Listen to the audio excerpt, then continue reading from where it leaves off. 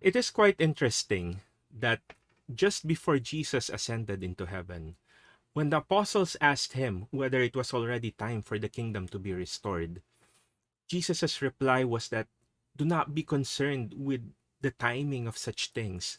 God is the only one who knows when those things will happen. Instead, wait for the Holy Spirit to come. Wait for the Holy Spirit to empower you. And here's the important reminder that Jesus said, be witnesses through Judea, Jerusalem, to the ends of the earth.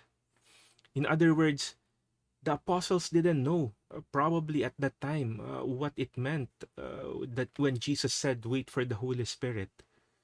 But it was very clear for them when Jesus said, be witnesses for me.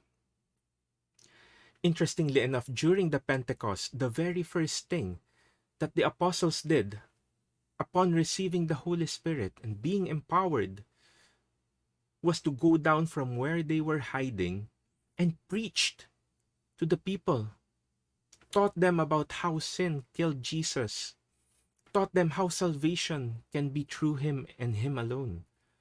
They stood up for what is right. These same people who were very scared, in fact, that's why they were hiding, suddenly became very courageous, empowered. And what was the first thing they did?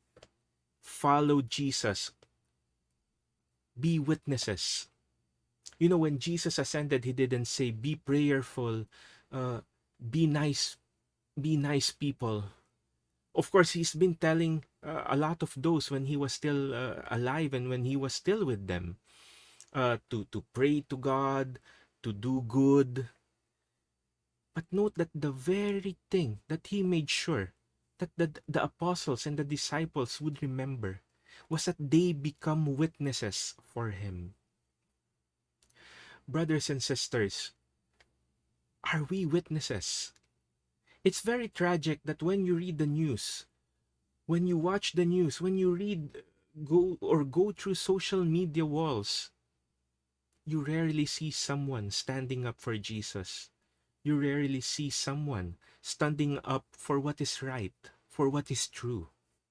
And yet that is the very thing that Jesus made sure we will not forget before he ascended, that we will be witnesses. The apostles, as soon as they received the Holy Spirit, they became witnesses. You have the Holy Spirit through your baptism, through your confirmation. But have you become witness? Have you been a witness for Jesus? Have you been a witness for the truth that he taught us? Or are we cowering, afraid? Afraid of being judged, afraid of being set aside by the world? But what is more tragic? Being set aside by the world or setting aside Jesus? Because Jesus will never set us aside. But he will not have a choice if we are the ones who will set him aside. So again, ask yourself, have you been a witness to Jesus and his truth? Or have you just been silent? The gospel today says we cannot hide the lamp.